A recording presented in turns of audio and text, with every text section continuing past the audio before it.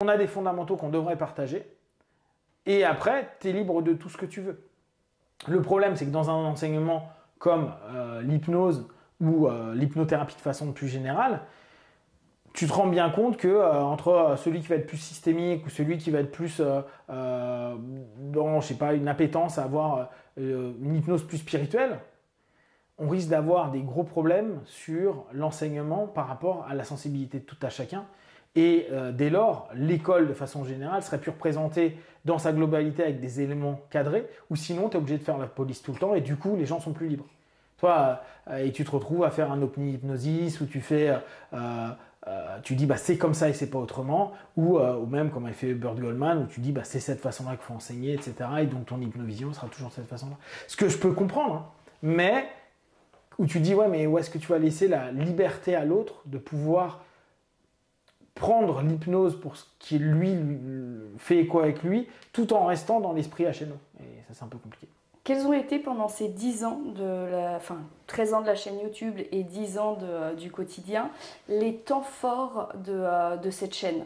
J'ai en tête les salons du bien-être où on était régulièrement, la convention d'hypnose aujourd'hui, d'hypnose moderne. Quels sont pour toi en tout cas les temps forts où on a pu aller un peu sur d'autres éléments, les formations aussi, parce que tu les as partagées parfois aussi sur internet, etc. Alors les temps forts, j'en ai pas. Non mais c'est pour moi tout ça c'est routinier. J'ai pas d'éléments à me dire tiens il y a eu des trucs spécifiques sur ces 10 ans là.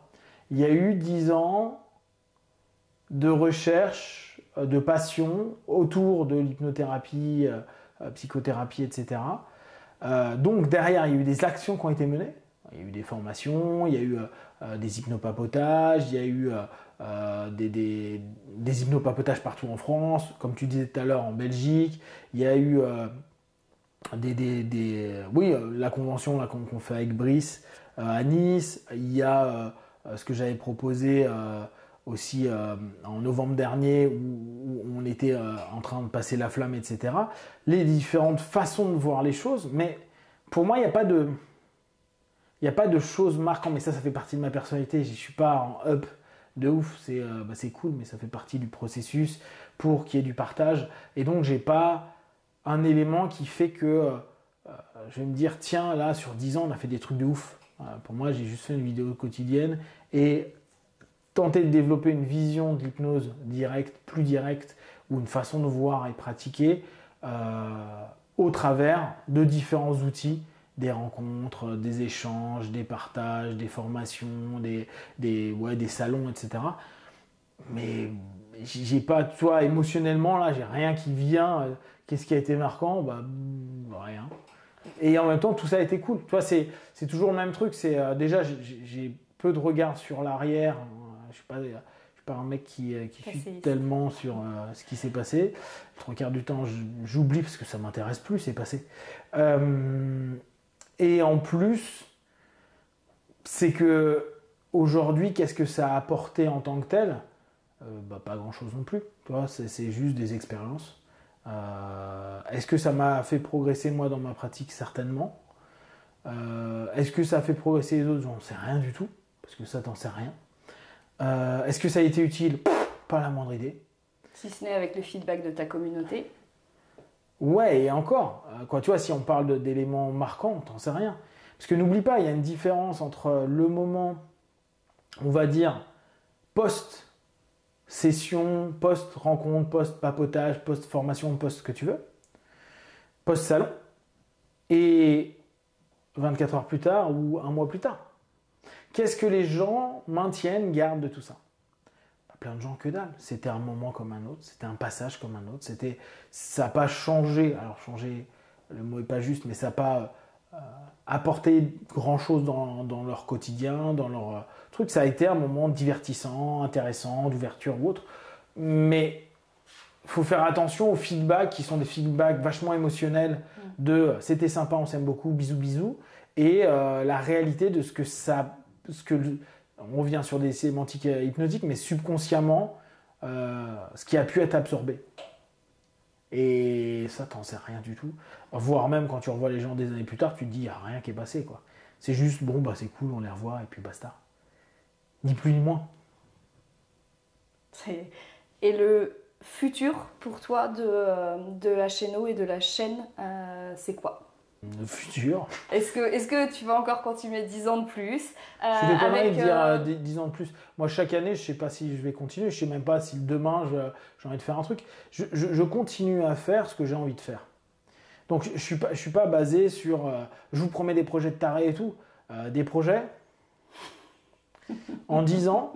T'en as fait un paquet. Je pense que si vous regardez le nombre de projets et d'annonces que j'ai proposés, je pense qu'on doit facilement en avoir une centaine.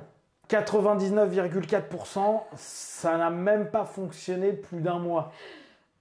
Des projets, j'en ai plein. Le problème, c'est que ça n'intéresse pas. Ouais. Ça intéresse pas ou ça intéresse, on revient exactement sur ce que je viens de dire 10 secondes avant. Cette notion de big state émotionnel, c'est super, c'est sympa. Et là, tu as des validations de tout le monde. Et je l'ai eu mais plein de fois. Je faisais même des tests sur Facebook où je disais, tiens, j'ai ça comme projet. C'était le moment où sur Facebook, j'avais 5000 personnes qui me suivaient. J'avais genre 200 likes, c'est super, youpi, on est avec toi. Pose un truc. Et je pense à un truc, là, c'était faire dans le dojo un travail avec la transe au travers de la violence et lâcher un ensemble d'éléments. Ouais. J'ai posé la date 7 heures plus tard. Donc vraiment, dans la foulée de tous ces gens qui étaient enthousiastes et motivés. Chaud à 200%. 7 heures plus tard, 0 inscription pour un mois plus tard. Rien. J'ai beau relancer, rien. Donc, la notion des projets et tout, ce que j'aurais envie de faire à un moment donné. Vu qu'en fait, j'attends pas de la communauté, c'est tiens, j'ai ça en tête, tiens, je tente, tiens, ça marche pas, je m'en fous. Et le tiens, ça marche pas, je pense que je dois être un best-of du mec. Quand je dis aux gens, non mais moi je suis un vrai loser, tu parles de sujet là, voix de l'échec, voix du loser. HNO, c'est de l'échec à 1000%. Tout ce que j'ai proposé, allez, on va dire, vraiment 95% des trucs n'ont pas marché. N'ont même pas pris. C'est-à-dire qu'il y a eu un ouais, on fait ça telle date, super, je serai là, je suis pas là, il n'y a personne. Et vraiment, arrivé avec 0 personne. Je suis là, j'ai tout préparé, il n'y a personne. Tu fais, ah ouais. Donc, tu vois, là, en ce moment, je suis beaucoup sur les cafés mortels, je suis beaucoup sur encore les hypnopapotages et tout, mais tu t'aperçois. Pendant un moment, je pensais, mais t'es dans le 78, c'est loin. Donc, je faisais ça sur Paris. Mais même sur Paris, ça bougeait pas. Donc, à moins d'harceler, parce que bien sûr qu'il y a un truc, faudrait que je rappelle une vidéo sur 2. Souvenez-vous, demain, on a tel truc, à telle heure, rien. Mais, là encore, la liberté, elle sert à quoi? Parce que tu penses que quelque chose est bien, tu vas faire chier les gens avec ton idée. Les gens vont venir, mais en fait, ils sont plus libres de décider parce qu'en fait, tu leur as mis la pression pour. C'est le principe du marketing. Hein. Et de la suggestion, si tu vas par là. Exactement, mais ça fait chier. Ouais. Moi, ça m'intéresse pas.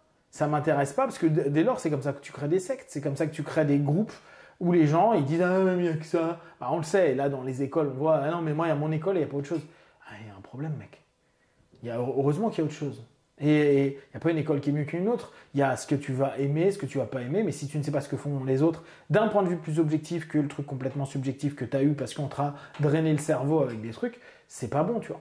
Donc, la notion de futur, j'en sais rien. Peut-être demain, j'arrête de faire des vidéos. Peut-être que après-demain, je vire ma chaîne. Parce que c'est ça de mes trucs. Hein. Si un jour ça me saoule, je vire tout. Parce que juste j'en ai envie, tu vois. J'ai pas de notion de faut que ça reste, on s'en fout. Je suis rien, ce que je fais c'est rien, c'est juste je me fais plaisir et ça peut aider à impacter quelques personnes. Et si ces quelques personnes, ça leur fait du bien. Tu sais, moi j'étais sur un principe tout con que j'avais bien aimé, qui était un film de Kevin Spacey qui était Un monde meilleur, je crois que c'était comme ça que ça s'appelait, et où le gamin, ça partait d'un principe d'un bouquin qui était tente d'aider 3 personnes. Et je me disais, si moi dans ma vie j'ai aidé 10 personnes, c'est bon, je peux crever. Aider, paye ton aide. Hein. Là encore, il faudrait définir ce qu'est aider. Mais si il y a quelques personnes qui ont pu avoir, là on revient sur des notions hypnotiques, mais une graine, un seeding qui permet à un moment donné de fleurir vers quelque chose et peut-être que eux, ça leur sert à rien ce que je raconte, mais qu'inconsciemment ou consciemment, un moment sur leurs enfants, un ami qui va pas bien, un truc qui ressort une connerie que j'ai pu raconter, un truc qu'il a accroché mais sans le pratiquer lui-même, et que cette personne ça fasse quelque chose, bah, c'est cool.